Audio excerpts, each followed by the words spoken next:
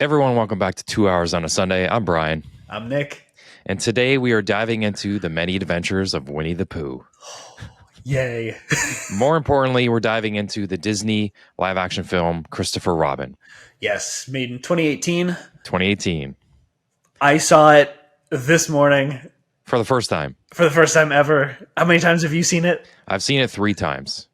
I saw it once in the theaters, and then I saw it twice on my Blu-ray home copy because I had to own it. That would be a cool experience. Yes. But Winnie the Pooh has been in my life since I was probably 4 years old. That's interesting because I don't really remember having a big experience with Winnie the Pooh. It was always Franklin and Franklin Arthur. for sure for me. Yeah. Where's Franklin? Come in. There's a TikTok thing going around about Beyonce's new country song. Texas Hold'em, yeah. But somebody remixed it with Franklin because it's the same exact chord progression. I don't know for sure, but I think there might be a lawsuit going on. Yeah. So there's something going on there, but I loved Franklin, Little Bear, Little Arthur. Bear. Yes. Yep. All those kinds of cartoons.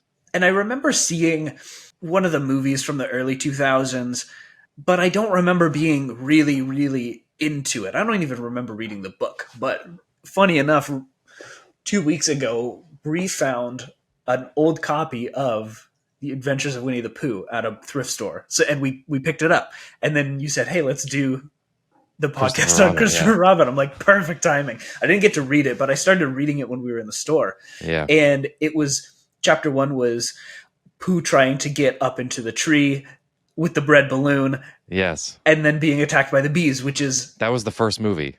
Winnie the Pooh and the Honey Tree. Yes. And 1977. They had that. You know everything about this. I looked it up. I had to make sure I knew my stuff, And that was the intro essentially into the movie as well. They had the small animations at the beginning, and it was... I love when they do that, and they do it in all the movies where they start it with the book art. Yes. I love so it. Good. It's beautiful. And that kind of goes into how the rest of the movie is just stunning. Yes. They actually put out brand new copies, hardcover, beautiful copies of the Many Adventures of Winnie the Pooh. It's like a book set. Ooh. You could get it at Indigo. I think it was like $80 for like these beautiful, there's like 6 books. I wanted it so bad. I think I might have to pick it up just to have it on the shelf. Yeah. Because it's the exact same style as the old on the inside. It's the same old drawings, the same text, the same, but the outside is beautifully new hardcover, all different shades of color. Like the darker tone reds and the greens. I love it. It was a beautiful set. And then this movie, so let's dive into, I want to talk about some of the behind the scenes stuff that people may not know about and you not know about, because I have the Blu-ray, so the bonus features are on there.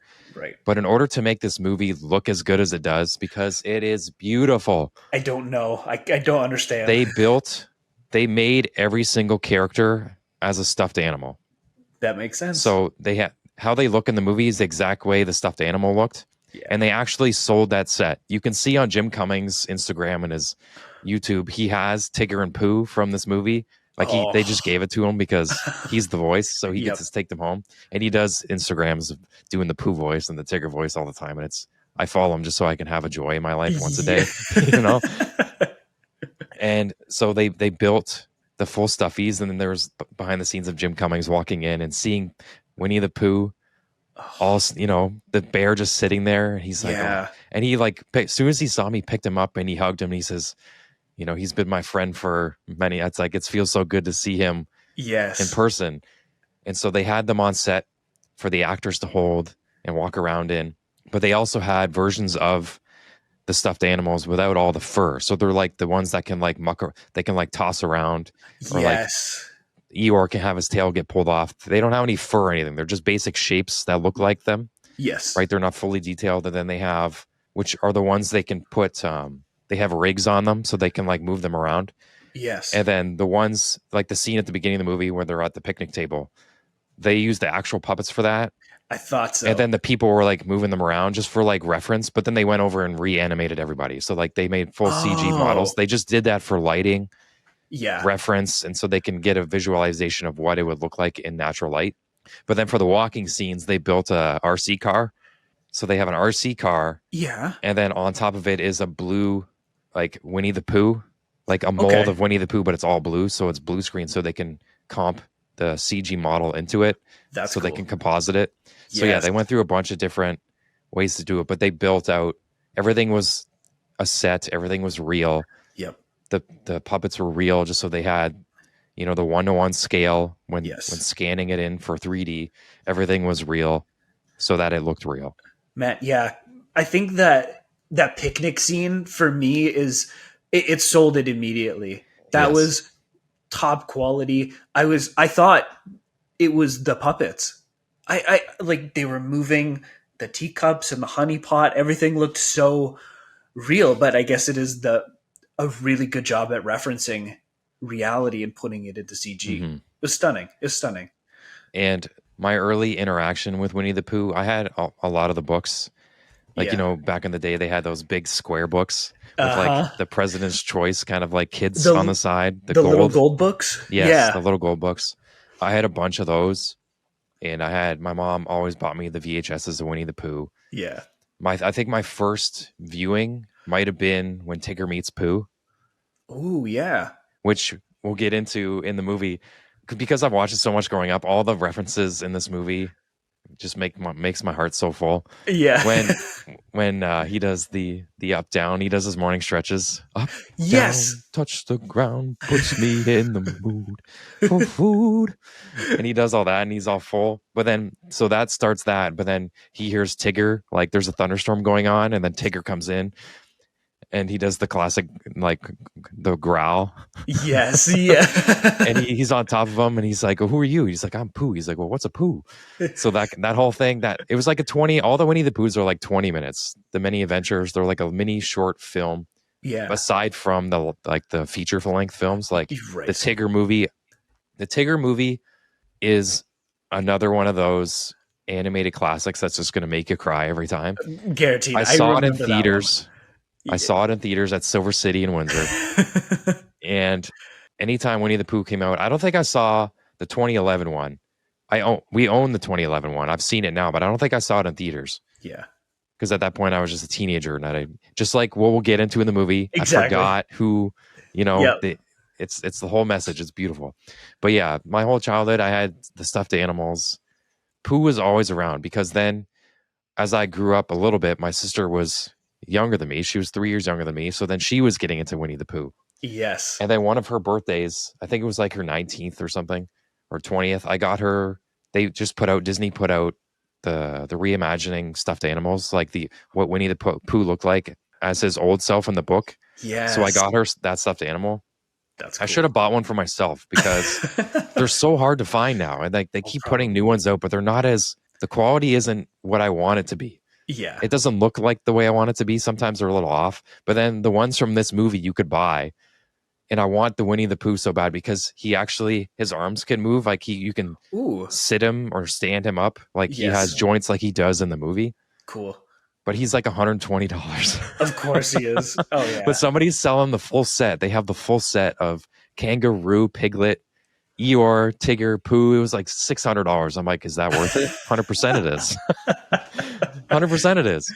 But man, Winnie the Pooh, like people have Paddington Bear. Paddington Bear is a relatively, I'm not sure if it's a book. Is it a book or is it just like is it I a don't movie? It I might have don't been a really book. know. I don't really know. Adria is a Paddington Bear lover. Yeah. And I watched Paddington Bear for the first time like a month or two ago.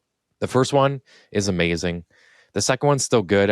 Some people say it's better, but I disagree. I think the first one's better. But Yeah. Winnie the Pooh is my bear. I get it. He's my bear. And Winnie the Pooh, all the characters, but Pooh in general, there's something about watching him that makes you just feel so full of life. Yeah. I You think know? it's part of it for me watching this movie was the simplicity of the characters' messages. Pooh keeps it simple, and that's what I love about it. And I think that as an adult now, that's what we need sometimes. Everything's so busy, and that's the whole sentiment of the movie. Like you're too busy to be a kid again, and Pooh and everybody else is just like, why? Like they bring it down to life isn't really that complicated all the time, especially if we don't make it. And I thought that was very refreshing. Yes. So I just want to state that I'm a very emotional person. Yeah. And when my friends know how I feel, everybody who I love knows how I feel. I wear my heart on my sleeve, is what they say. Yeah. And I've seen this movie 3 times. And the first time I watched it in the theater, I was a wreck. Yeah. And the second I watched it a couple days ago, I watched it 2 days ago. The minute it started and I saw Winnie the Pooh, I was ready to cry. Yeah. You had it. You felt it. I felt it. Yeah. Not because I know what the journey this movie is going to take me on. It's just the feeling you get seeing those friends around the table. Yeah. And the feeling you get when he speaks. Right. You feel so safe. Yep. You feel like nothing matters in the world other than being where you are at the moment. You feel at ease. You feel like his saying is his favorite day is today. He doesn't worry about tomorrow. Oh. And he's like, another one is people say nothing is impossible, but I do nothing every day. It's so and good. Then sometimes doing nothing leads to the very best of something. His statements are so, because he's a bear of very little brain. Right. But his statements are beautiful. Oh yeah, they're actually they're well thought out for what his ironicness of him having no brain. Exactly. But they're so simple, which makes them hit so hard. Exactly. And that was, so for me, over the last couple of years, I was getting into like Peanuts, so Charlie Brown, Snoopy, all that kind of stuff. And that's what really brought me into those characters, was the simplicity of it. The stories in the comics, they're all relatively funny, but simple. And when you can distill a thought simply, everybody, or more people than none, can relate to it. And I think that's the magic of Pooh, Charlie Brown, all that kind of stuff. And you just want to relate to it. Yeah. You just want, like, yes, I'm going to apply that to today. 1000%. Yeah.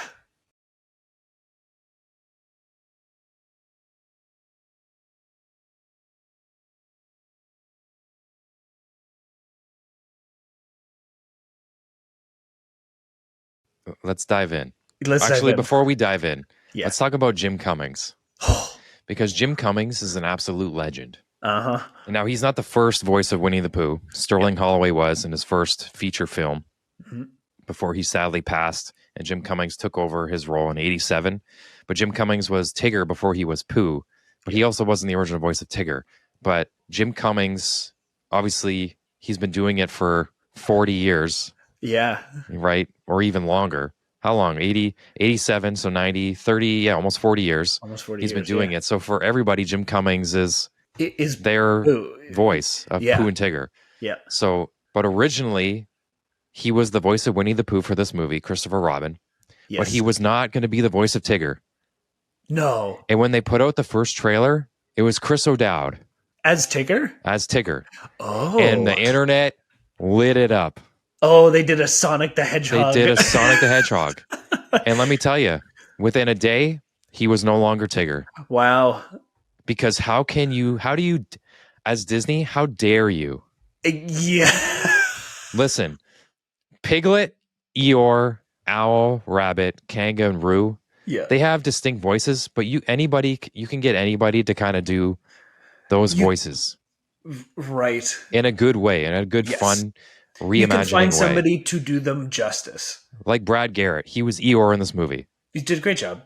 It was awesome. Eeyore's, that's his voice. Eeyore is his voice. Yeah. Hey, everybody. It's good. It's so good. But he was not going to be Tigger. Yeah. And they changed that tune real quick. How do you have him as Winnie the Pooh, but you don't say, oh yeah, can you do Tigger for us too?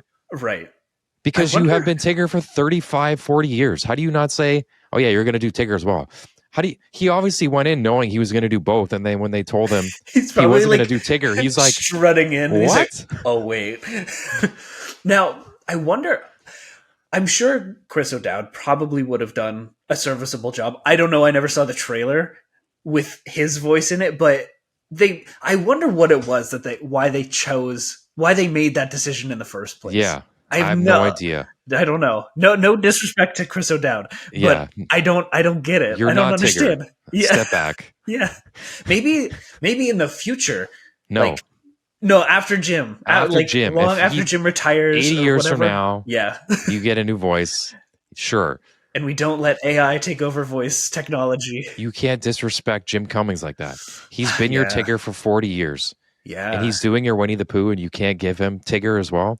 But Wow. fortunately, they smartened up. Good. Good. I'm very glad to hear that. Yes. Wow. That's a surprise. I couldn't even imagine. I wouldn't have seen it. I wouldn't have. I'm a hardcore Tigger fan. I'm a hardcore Yep. Pooh fan.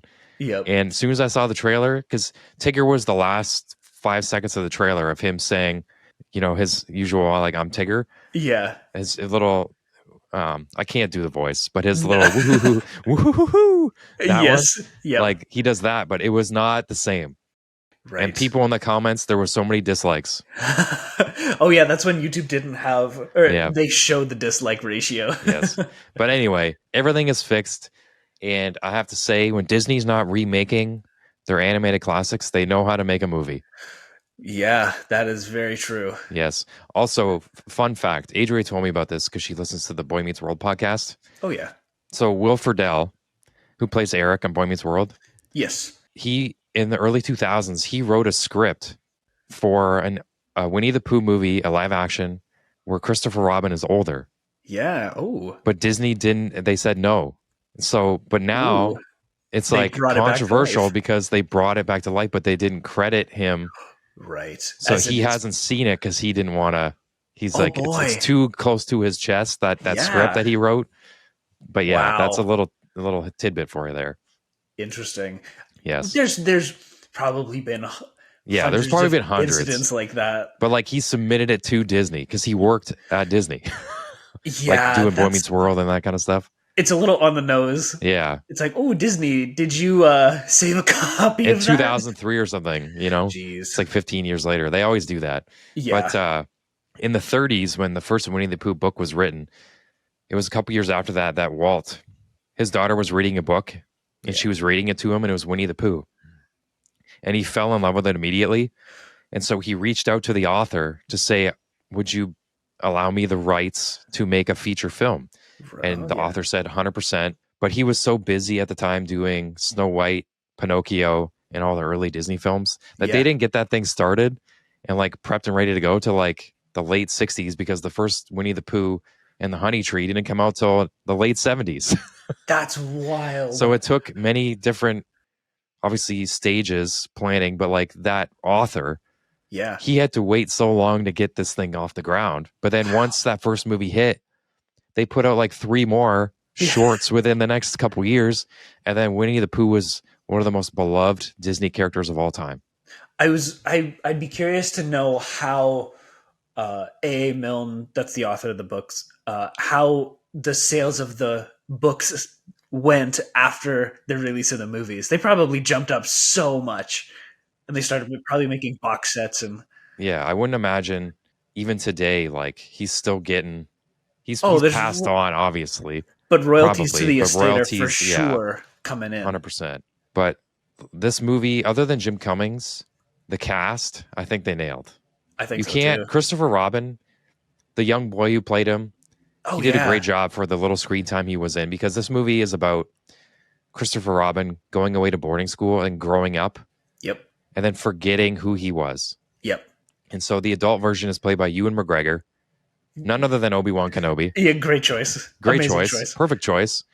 And then his wife is played by Haley Atwell. Yeah. She is incredible. She was awesome. Yep. I bet other than her loving Winnie the Pooh, she loves this era of movies. Yes, I think and it suits her very the well. outfits, the style, she fits so perfectly in movies like this, and she delivered. She was on screen a little bit. She wasn't in a lot, but what she was in, it was impactful. Yeah. And then the daughter, Madeline, she's a great little actress. She's great. Before I watched this movie, I had not really any idea of what the movie was going to be about. Based on the title, I was like, okay. And I knew Ewan McGregor was in it. I was like, okay, maybe when he's older, something hook. And I don't know. I didn't want to psych myself out thinking that it was going to be like Hook or Finding Neverland or anything like that. And I'm glad I didn't, because this was its own thing of its own thing, but in the same style of remembering who you are. Yes. I think and they did a perfect job with it. Because it's not the same adventure as Peter Pan. It's way more light, and I don't want to say fairy tale-ish or fairy-like, because It's that's more storybook. Peter Pan. It's a storybook. Peter Pan is that adventure, action, fairy, fantasy. Storybook is very different to me. Yes. And it was perfect. It's about the world, how the world affects you as you grow up. Yeah. And how much it takes away from you. Yes. Until you realize it's too late. Like right. there was points in this movie where he was not going to have what he had in his life. Yeah. You know, even his family. Exactly. And the simple story of Winnie the Pooh, his whole thing is he woke up and he couldn't find his friends. Yeah. So to Winnie the Pooh, the movie starts out with them having a party to say goodbye to Christopher Robin. Yep, because he's growing up. He's going away. Yep. And it's the Christopher Robin we all know from the books. He's, young, 11-year-old, a 10-year-old even. And they're having their party there, and it sets the tone right off the bat. And every single iteration, they've looked the same for years. But this version, you fall in love with them even more because they're real. They look real. Yep. And they all have the same personalities as they do in the books. And it's absolute perfection. And then they have the party, they give the cake, and Christopher Robin goes. And then the part where I got emotional because I knew it was coming was when Christopher Robin says, he's about to go through the tree to exit the 100-acre wood. And Pooh's like, oh, you won't forget me? Or he says, Christopher Robin says, we're friends forever. I can't possibly forget you, which that ties into the middle of the movie, which in the first viewing absolutely destroyed me. Yeah. We'll get to it towards the middle, but it absolutely destroyed me. And so he goes off to boarding school and his parents send him away. And then we skip time again. But the whole time we're getting like this overlay of going back into the book. So the art looks like the book. Yes. And the drawings and the characters. And Ewan McGregor, Christopher Robin, he goes off to war. Yep. Because he meets Haley Atwell, his wife. And I don't understand back in the day when you had the love of your life and he goes off to war. Obviously it's an obligation because he was summoned. Yeah.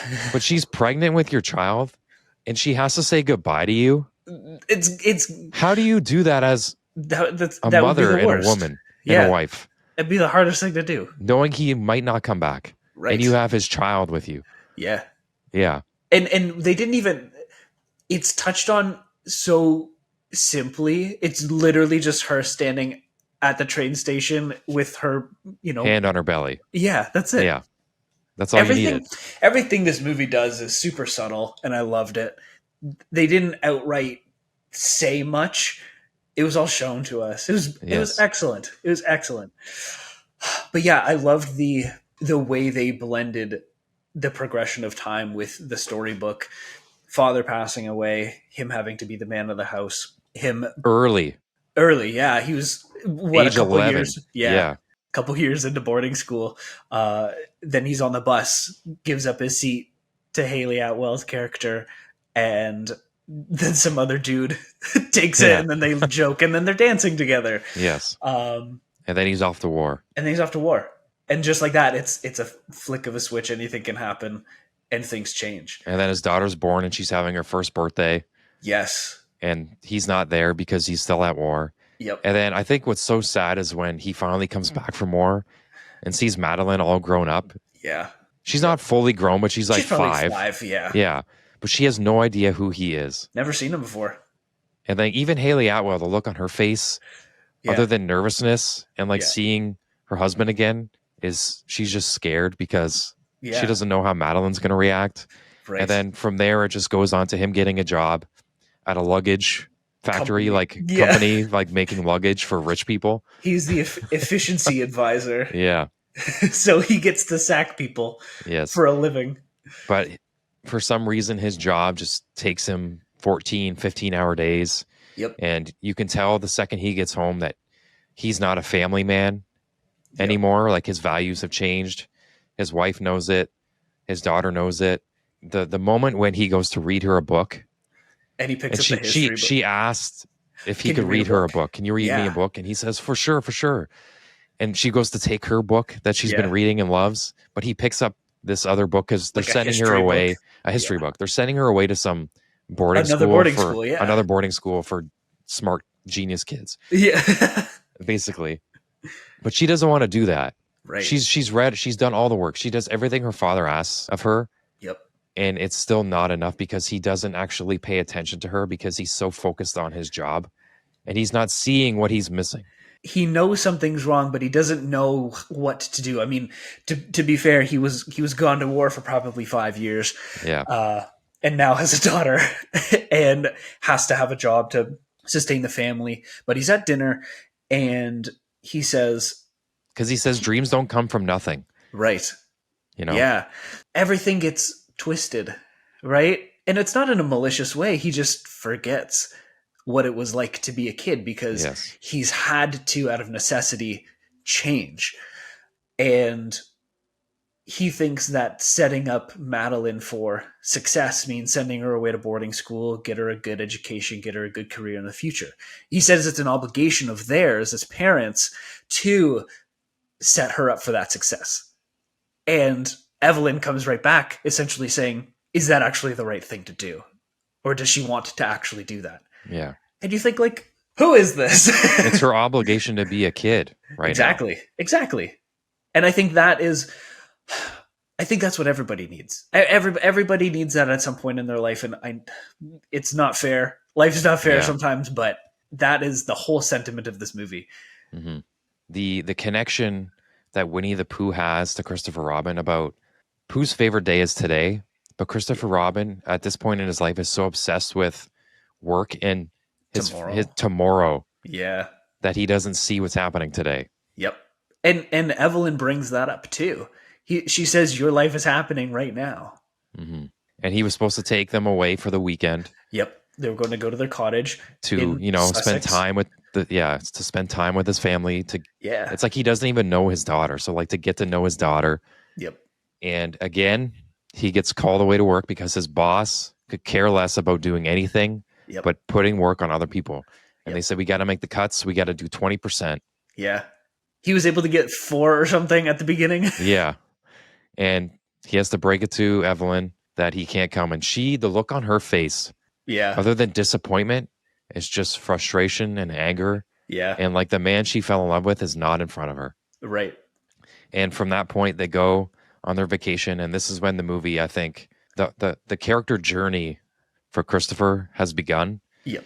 Because this is when we get little bits of Winnie the Pooh throughout all this stuff. Yes. But this is when he wakes up in his bed. He's like, "Oh, why is it so dark?" And he lifts the hat off his head. He's like, "Oh, yes, that's right. That's right. That's what it is." And he does his morning stretches, which I absolutely love. They're so good. And then he says, he goes to the honey, and it's empty. And he's like, "Oh, who ate all the honey?" Or he's like, "Who ate it all?" And he's like, "But it's like you ate it all. What are you talking about?" And then I love his statement about, "I've always get where I'm going from walking away from where I've been." Oh, it's that sort of carefree, mindless sentiment that you're like, yeah, of course.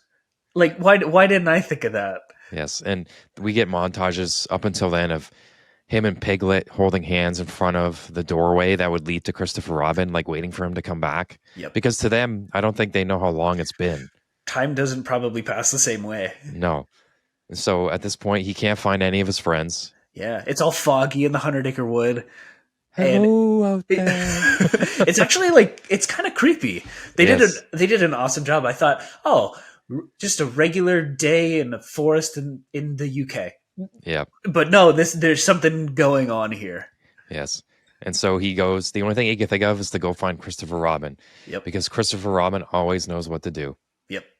And so he makes his way through the tree and he ends up on a bench. He gets to the bench and he goes, "This looks like a good place to take a nap." Yeah. Or whatever. And he lays on the bench. He's like walked for I don't know how long he's been walking, but it might have been a while, but he's tired. Yeah. And he takes a nap.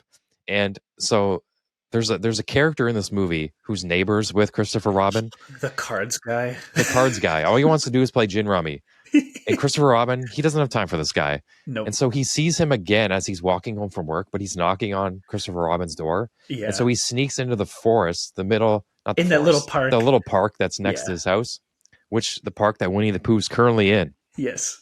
And he goes to the bench and he's completely exhausted and he sits there. He's like, what to do?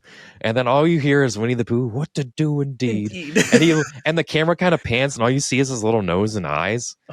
The eyes don't blink. No, they don't. But there is so much life in his eyes. Yes. It's incredible. I don't know if it was just like lighting they did. It was so convincing that those eyes were full of life.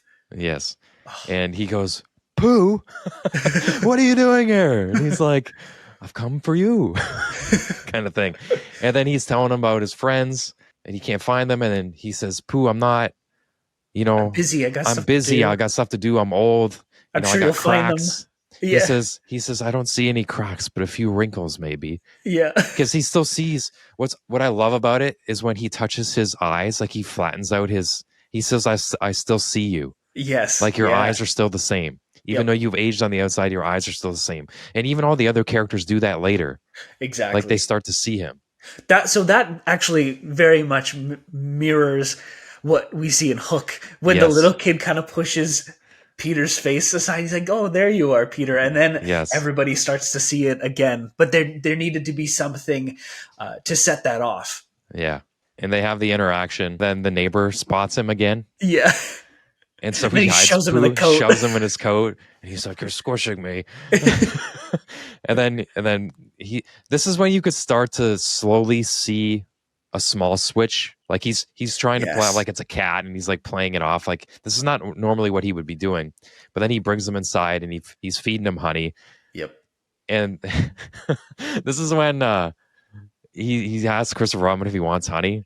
But then he starts touching him on the face with his honey-filled paws.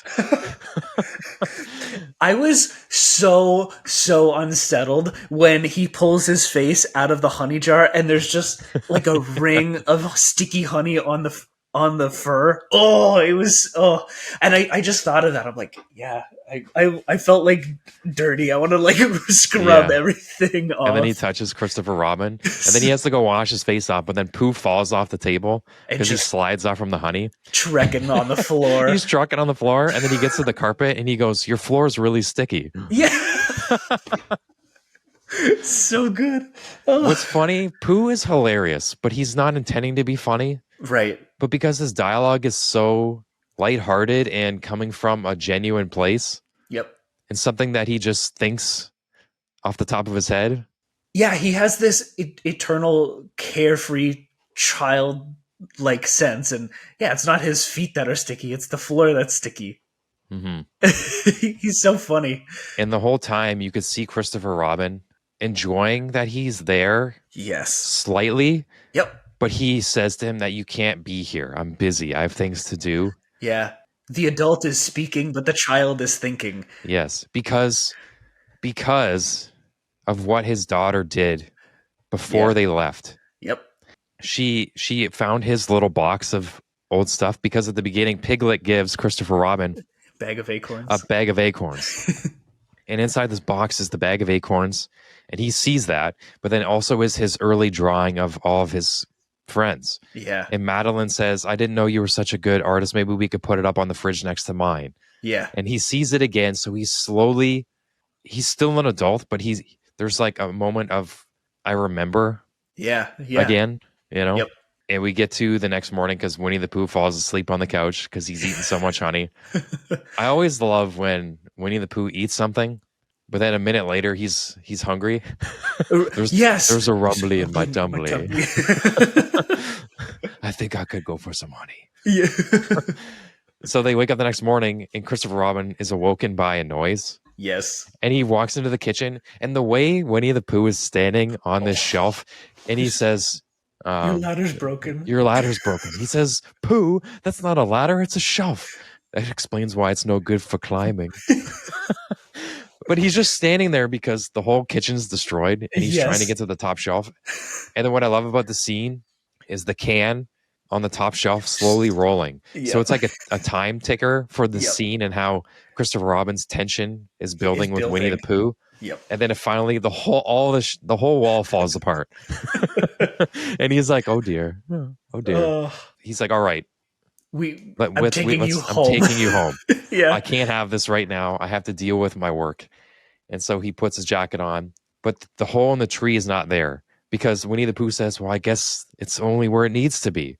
You know, like the hole only shows up where you need it to be to get to the 100-acre wood. Yep. The hole is always in Sussex, where his childhood cottage is. Yeah, exactly. You know, so he gets on a train. I love when they get to the oh my God, what is it called? Train station. Train station. Keep that in. Because there's an airport, right? Yeah. It's not a plane station. It's an airport. Yeah. You know? So they get there and he says, "I would like a balloon." And he says, "You don't need a balloon." He says, "I don't need the balloon, but I very much like the balloon. It makes me happy." So and he gets there and he's like, "What kind of balloon would you want?" And then Christopher Robin, but then Pooh says red. But then he's like, "Oh, red." Yeah. He's like, "You can't be alive, Pooh. No one knows you're alive."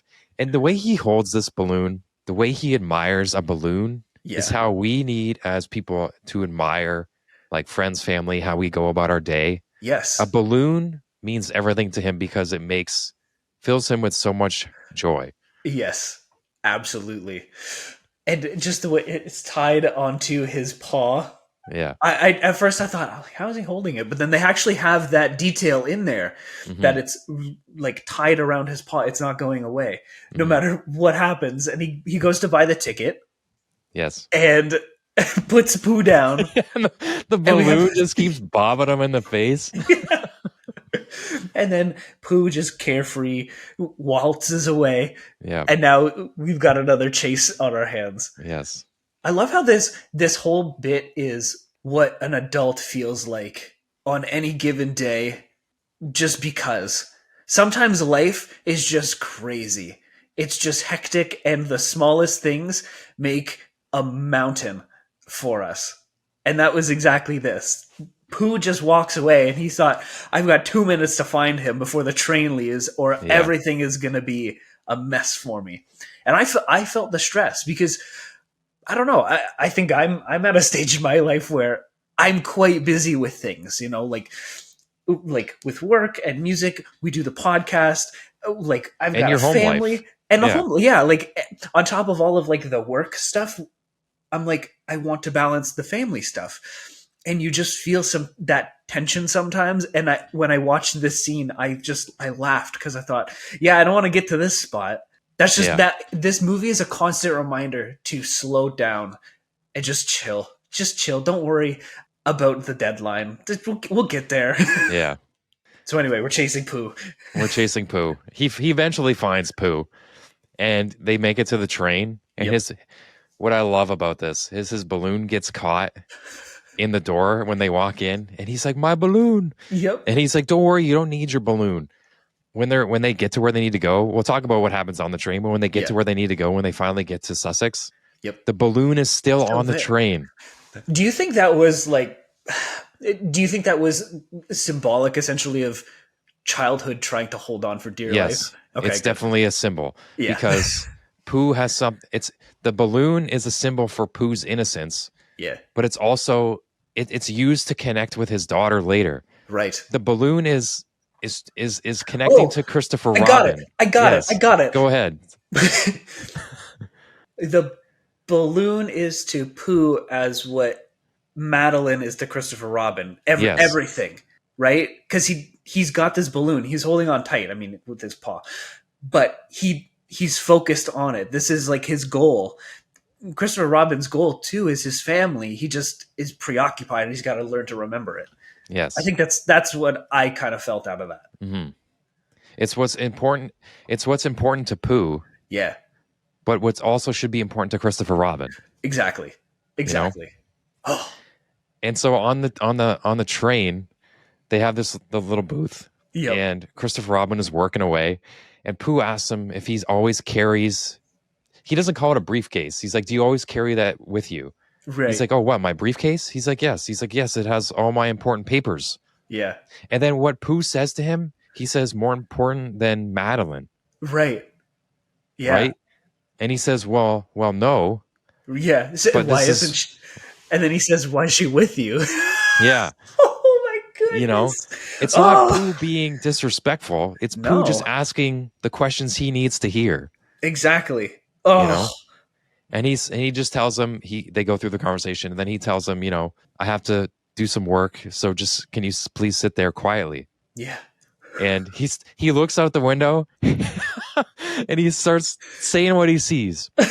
He's like, tree, house, dog, Dog, girl, cloud. And he's like, Christopher Robin says, Pooh, can you be a little quieter, please? Yeah. And he says, oh, okay. And he goes, tree, house, cloud. And he goes, Pooh. And he's like, oh, okay. And then he like fakes a nap. And then, so Yeah. their whole thing is just like, it's a combative conversation, but it's what Christopher Robin needs to kind of get himself out of his own head and see what's happening.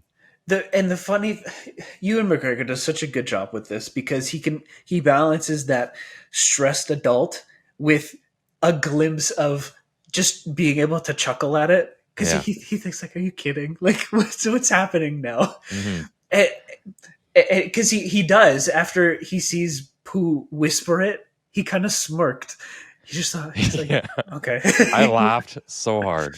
I do. I love Winnie the Pooh. I still do that. I look outside. I'm like, oh, it's a nice tree. Or you know the meme of the dad saying moo, like cow. I still do that because why not? Why not acknowledge the cows? It's like in I the Spy. Field? Exactly. I don't know. I think we grew up at a good time in terms of how to preoccupy ourselves without a lot of artificial distractions. Yeah. We could sit in the car and just be like, cow, tree, stream. It's like that scene in Brother Bear when they're walking on the mammoth. I spy something, tree. I spy something green, tree. Okay, my turn. I spy tree. Yeah. Oh, you gotta let me finish. But yeah, they get where they need to go, and he sneaks by his house because he doesn't want Evelyn and Madeline are there. Yep. He doesn't want to alert his family because he's not supposed to be there. Yeah, and he's got to get back to work to do his presentation the next morning. Yes, and they get to the tree, and he sits Pooh down. And Pooh walks away, and Pooh stops, and his balloon is just like sitting on the edge of the on the edge of the tree. And Christopher Robin knows Pooh cannot handle this himself, so he stands there as he turns back and like sighs, and he's like, all right, Pooh, here I come. Yep. And he stopped once, and he said, Pooh, are you okay? He says, he turns around and he's like, yeah. Essentially, he's like, yeah, I'll be fine. And he's just sitting in the doorway. And then he says, okay, bye. And then stops again, which I loved because that's that pull of that childhood reminder of like, I gotta do this. There's something bigger than me calling. There's something bigger than work. It's the balloon. It's tied to his arm like it is Winnie the Pooh. Exactly. And he's like, all right, Pooh, here I come. He crawls through the door. He crawls through. What I love is he says the line that Pooh always says when he's stuck in a tree. It appears that I'm stuck. Oh, yeah. Because he gets stuck, and then Pooh's like, oh, are you okay? And he's like, oh, it appears that I'm stuck. And he's like, did you just eat some honey? Or something, right, Yeah. And he's like, all right. And he wiggles out, and he rolls out. And this is when they bring in the heffalumps and the woozles. Yeah. This is the part where, they're walking around, and he gives him his compass. Yep. And this is when he puts the compass in his hand, it's adorable because he can't hold it, but it's so pure. Yeah. Like Pooh holds onto this like it's a gift from God. The heavens. Yeah. Yeah. And so he's walking, and Christopher Walken Robbins. I almost said Christopher Nolan as well. Christopher Robin, he says, make sure it always points north because that's where we need to go. And then that's when Pooh says, well, I always get where I'm going from walking away from where I've been. Yep. And he says, I guess that makes sense. time passes, but then they get lost. Yeah. And then Pooh, he's like, Pooh, I knew I shouldn't have let you be in charge of this. And he says, well, I was following it, but then I noticed the tracks in the ground. He's like, Pooh, those are our tracks. And he says, oh, and so he yells at Pooh. Yeah. And he's like, I knew I shouldn't have come. I knew I shouldn't have come with you. Yep. This is when they have the conversation about when Pooh mentions to him, did you forget about me? And the first time I saw it, I broke down hardcore. I could see it. Oh, I hardcore. Knew it. Yeah. Because at this point, he says, I guess I have. Yeah. And then the cloud goes, he looks away because he hears a woozle. Yep. Or he hears the heffalump. He hears the heffalump. And then he turns back and Pooh's gone and the clouds come over and he falls into the trap of the heffalump and the woozle trap that they made as they were kids. Well, so Christopher and Pooh were talking about his job at Winslow, and he says he's the efficiency advisor, and he says that he about his friends. They're asking about his friends if he has friends at work. Yes, he says, well, no, I wouldn't call them friends, but but Pooh says something along the lines of something about the efficiency, like letting him go, and then he says, you can let me go for a fish at sea, because he doesn't know what efficiency means. He says, oh, it's not a fish at sea. And then he turns around and he's gone. Yeah. So that was essentially the last straw. That was like the last bit of adult pushing Pooh away. Mm-hmm. And now he's all alone. Yep. And he's trucking through 100 Acre Wood alone. Yeah. And he hears the heffalump voices, or the sounds. And then he runs, and then he falls into the trap. I love at the bottom of the trap, it says gotcha. Yes. It's so good. But it's because he tries to climb out, but then it collapses and a big rock hits him in the head. Yeah. So he gets knocked out and then it rains. I'm not going to nitpick this movie because I'm going to tell you right now, I gave this movie a 5 out of 5. Yeah. It does everything I want Yep. in a Winnie the Pooh movie. It does everything I want in a real movie. Yep. And it gave me all the feels I wanted. Exactly. But his papers would have been soaked. Papers would have been soaked. He probably would have dried. Yeah. He probably also would not have been like this in the gigantic pit full of water now. Yeah. It would have been a bad ending if it was an adult movie. But it was not, and we continue on. But I think the pit is a significance to the rain washing away his adult vision. The callousness of being an adult. Yeah. And so when he wakes up, he freaks because he's floating in water and then he gets out, but he doesn't know where Pooh is. So then I guess he comes across the bridge. Yes. That him and Pooh always stood at. It's in every book and every movie where him and Pooh toss a stick into the water. Yeah.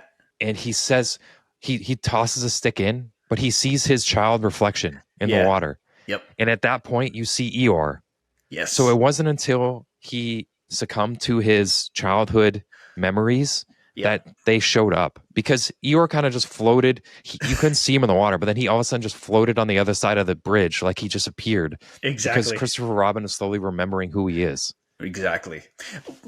I mean, bridges are that. They're a symbol for crossing over, going to a new place, or having some big revelation for yourself or for the character.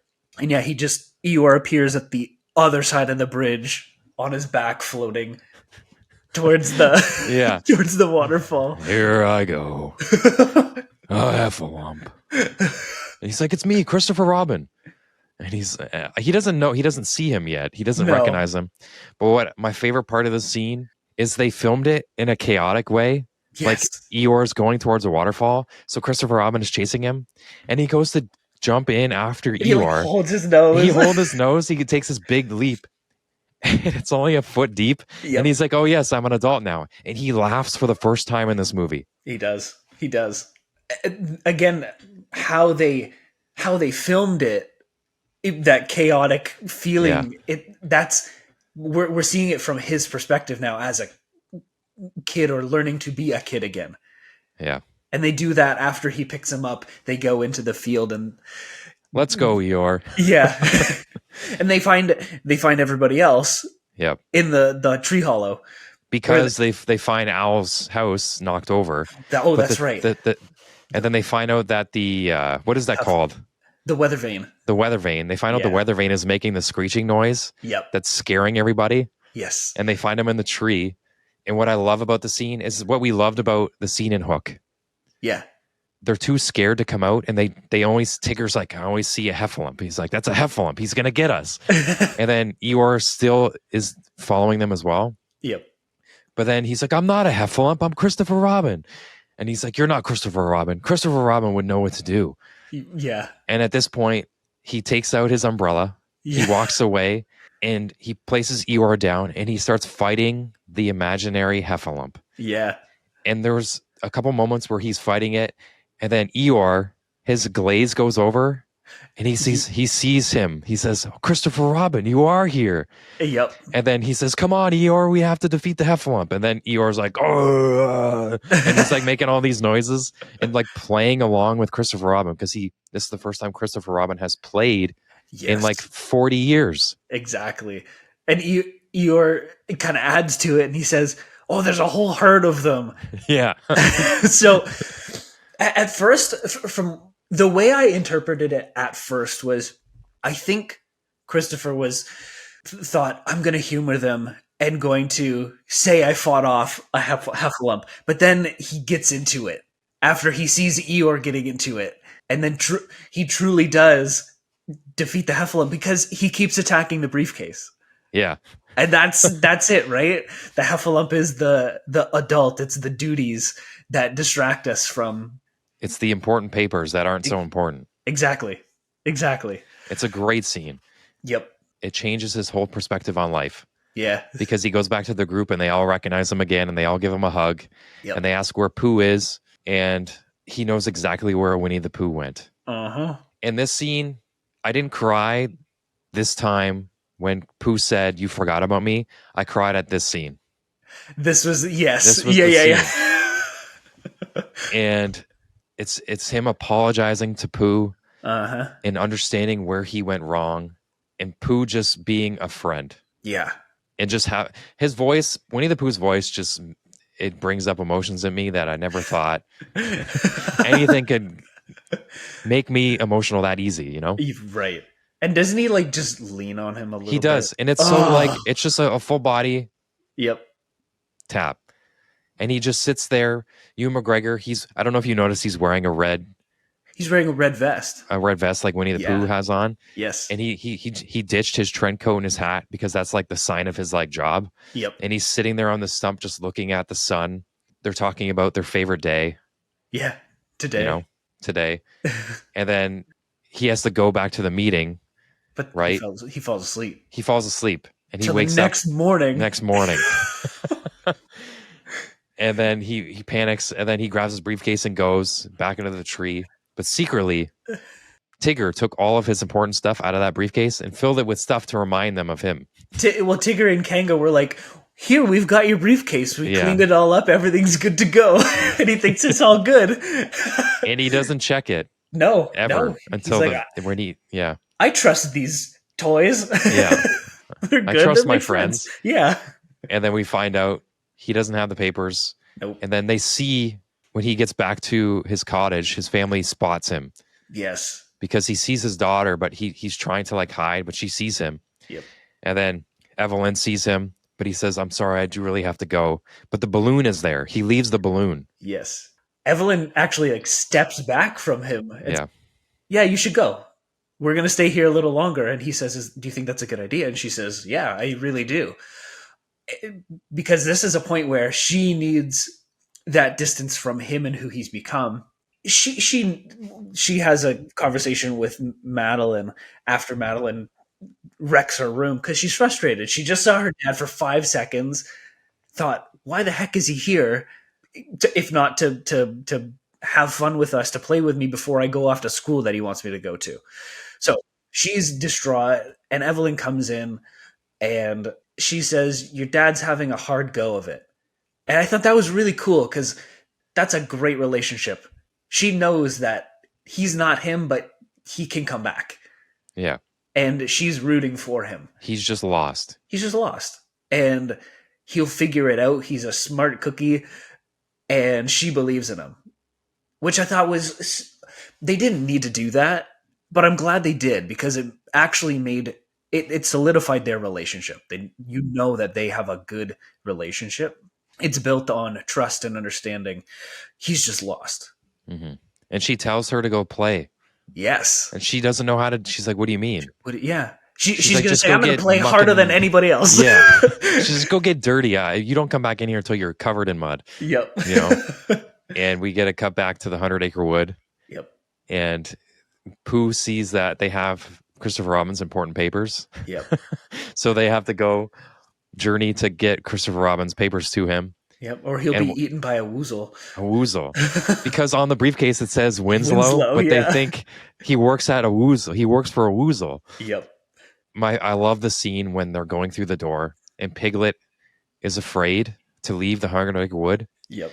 And Pooh just walks up to him, takes him by the hand and says, "Come on, Piglet, we need you." Yeah.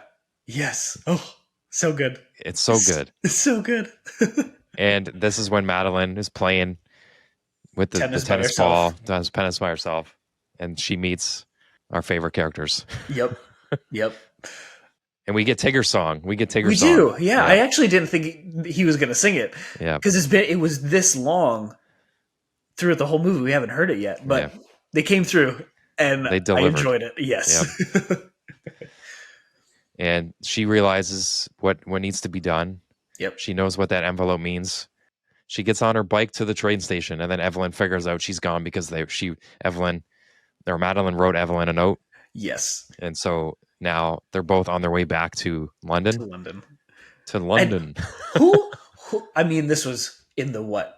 The 40s? Yeah, I think so. The 50s? I don't know.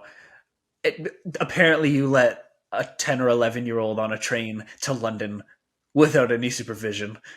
No problem. I mean, that's everybody had their own thing back then. Exactly. It's like, hey, you do you. Yep. And they get on their train. Yep. And I think let's skip right to the end because they do a lot of stuff. They get back to London. They're on the back of a truck.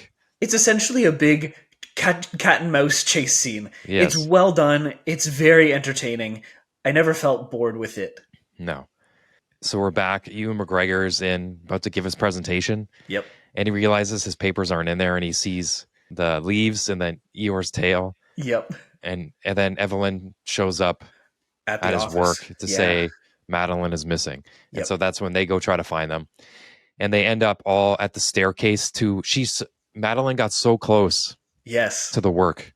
Yep. Right? They end up at the staircase but she trips and all the papers go flying and the wind takes them away. Yep. And her father, Ewan McGregor, comes back, Christopher Robin. Yep. Steps up to her. She thinks he's going to scold her. Right. Because she lost. She's like, "I tried, Dad. I could only get so many. I didn't mean to lose all your papers." And he says, "They're not important. You're what's most important to me." You know? Done. He has never said this to her. Yeah. And the look on her face, and then Winnie the Pooh is just there looking at him. Oh, yeah. Anytime they cut to Pooh. And then because Evelyn is holding all of the rest of the crew because they landed on the car. So she has Piglet, Tigger, and Eeyore. And this is when he realizes that family is most important. And he goes back to, they go back into the workforce, into the meeting. Yep. And this is when they realize they call the boss a woozle. Yes. And then Ewan McGregor says his speech, Christopher Robin. And he says, "You're just a woozle. You like to pick on everybody." He basically gives it what he's been wanting to say to this boss for years. He's finally said it. Yep. And he says, "This is what's most important. I'm going to go away with my family." But before that, he looks down at his paper and he turns it around because his wife, Evelyn, says it's only how you look at things. Or no, does Madeline say that or Evelyn? Evelyn says it. Evelyn says it's only how you look at something. Yep. And he turns his sheet upside down and he realizes if they give people who work paid vacations, right, people will buy luggage. Exactly. And then they make them a little bit cheaper. Yes. Everybody can afford to go. Exactly. Yeah. And then the woozle, he didn't like that. No. But then the big boss told him to sit down. That's his dad. Sit down, Giles. Sit down, child. So Mark Gatiss is Christopher Robin's boss. I know Mark Gatiss from the Sherlock show, the BBC show, and I loved him in that. He's super stoic and serious and kind of a a-hole. And he brings so much like character to this role. I think this movie is very dramatic. When I first started watching, I thought, oh, maybe the characters will be a little serious. No, they ham it up and they do it spectacularly. And Mark Gatiss was like, I think the perfect boss for this, the perfect person for this boss role. He's goofy, he's kind of a klutz, and he really shows who he is. Like when they were in the elevator together before the meeting, he had his golf clubs. Yeah, because he wasn't working on it. He said, "Oh, we're going to present together." But we've been working all weekend on this. Yeah, yeah. But I'm going to let Christopher take the lead here, not to outshine him. Yeah. So yeah, then the movie ends with him going on a vacation with his family, and he takes them to the 100-acre wood. Yes. And they're having a picnic. Madeline, she's discovering what it is to be a child. Yeah. You know, Evelyn is there enjoying, like, she's just finally like, the weight is gone. Yes. Yeah. Because she didn't know Christopher when he was a kid, but she knew that there was something in him still. Yeah. And she was probably relieved to finally see it again. Yes. And then it ends on Christopher Robin and Pooh back on that tree stump on the hill. Yep. And man, there's something. What part of the movie was it? It's an important statement. Him and his family are leaving, and then Pooh says, "Go north, Christopher Robin," because Christopher Robin told him that when he follows the compass, north is the right direction. So when Pooh tells Christopher Robin to go north, it hits so hard because that was one of them. Gosh. So the first one for me was when Evelyn and Christopher were in the kitchen after he put Madeline to bed, and she says, "Your life is happening right now." I got emotional because it wasn't like the stuff that happens later, but I was you feel it in. You feel it. Yes. The next one was when Christopher Robin and Pooh were sitting on the stump the first time before he falls asleep, because he's sorry, right? Yeah. This is like the first time it's the first time he's really remembering that he's truly changed. He's a very different person, and he's sorry that he's forgotten his friends. The last time was when they come out of the tree into the 100-acre wood and Pooh says, "Go north, Christopher Robin." That lost it, because all he knows is that it's the right direction. Yeah. Like, he doesn't know what it means. No, he has no idea what "go north" means. He just knows that that's the right direction, and Pooh because knows Christopher told him it's important. It's exactly. Like Christopher told him anything Christopher tells Pooh, it's important. Yeah. That I literally was just like crying, and I had Elvis like sleeping on me. I'm just crying over him. I'm like, "Oh my God, I love you." So I was like a mess. Yeah. It was like 8:30 in the morning, just crying. Oh, what was it for you? What was it for me? Yeah. I was a wreck. I could feel. So the first time was the Woozle scene when Christopher Robin is separated from Pooh, and then the ending. But like I knew it was coming, but the beginning of the movie, I could already feel it, and like my eyes were already. I told Adrian, I'm like, I'm already ready to cry. Yeah. Within the first 5 minutes of this movie, and by the end of it, I looked over at Adrian. We always do this thing when we're like crying, real tears. Yeah. like they're just falling from our face. We do this thing where we just look over at each other without saying anything, and like it's just a mess. She's like, "Oh, I'm a mess." Yeah. And by the time the movie was done, I just said, "This is a beautiful movie." Oh, it's beautiful. It's so beautiful. And the tears, it's not like they're always ready, but your heart is so full the whole movie. That's why you're so emotional. Yeah. And everything that Pooh says hits you like a truck. Yep. It goes back to that simplicity of it. He might not understand exactly what it means, but we do. We've had those experiences. We've been lost, or we've been preoccupied with things before, and when we hear those statements coming from a bear, you're like, "Yep, I believe it. I remember this. Time to get back on that." What a great movie. I would agree 5 out of 5 for that movie. First time ever watching it. This is going to be like one of those repeat movies. It's a staple. Yes, and I wholly recommend anybody who's our age, maybe a little younger, who might have missed it. Anybody who's older, I don't care. Anybody can watch this movie. If you feel like life is busy and sucky for a bit, watch this. Watch this movie. Go give somebody you love a hug and go watch this movie, because it's something. And the movie's never going to get old. Like, it's not one of those where you can rewatch it a bunch of times. It's like, I've seen it before. Yeah, you've seen it before, but it's still going to hit you every time because you know, you're young. Yeah. You grow up, you're stressed, you have a family. Everything in this movie that goes on in life is relevant. Yeah. You can always come back to being a kid a bit, or remembering what's most important to you at that time. 6 out of 5. 6 out of 5. Man. Did you expect, because I've told you about this movie for the past year. You've told me, you're like, watch Christopher Robin. You're like, I'll get to it. I'll watch it. Pfft, I didn't expect it. Yeah. But I think this was the perfect time for me to watch it. I think that there's always a good time and an okay time. This was a good to perfect time for me. Yes. Oh, man. Winnie the Pooh it's his lessons are timeless. Yep. They will endure for generations and centuries to come. I got to get those books. Do it. Do it. I gotta. I have a bunch of the old VHSs, and I have a lot of Winnie the Pooh memories on the shelf and stuff like that, but the books are something I feel like I need to have for, the rest of my life. And you can read those. You can read those for yourself. You can read them to your future kids. Like, there's not a bad reason to have them.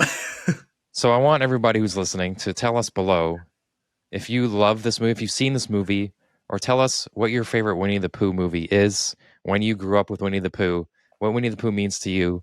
Because for me, it means absolutely everything. And I'm not ashamed to say I've went to the theater to see Winnie the Pooh many times, even as an adult. It's not something you need to feel ashamed about. Winnie the Pooh has lessons that everybody needs to hear, has lessons that everybody needs to experience. Yeah. And if you didn't grow up with Winnie the Pooh, what was your Winnie the Pooh? Was it Charlie Brown? Was it Paddington? Was it Arthur or Franklin? Was it all of them? And if you have a specific memory, we'd actually really love to hear about it, because I loved hearing about your experiences with Winnie the Pooh. I didn't know this. I didn't know. I knew you were a Winnie the Pooh fan, but I didn't know you grew up with it like that much. So it's really cool to see. We'd love to hear about your Winnie the Pooh experiences or Winnie the Pooh adjacent character experiences. And the music. Before we end it. The music! The music. That was another part that almost made me cry. Yes. Hearing the soft piano of the Winnie the Pooh song. Man, it's beautiful. Beautiful. Yeah. So if you take anything away from this podcast today, is sometimes the lessons you need to hear, you've already heard. They're just from your childhood and from what you grew up watching. And sometimes Winnie the Pooh is that lesson you need to hear again. So this has been 2 Hours on a Sunday. I'm Brian. I'm Nick. And we'll catch you guys later.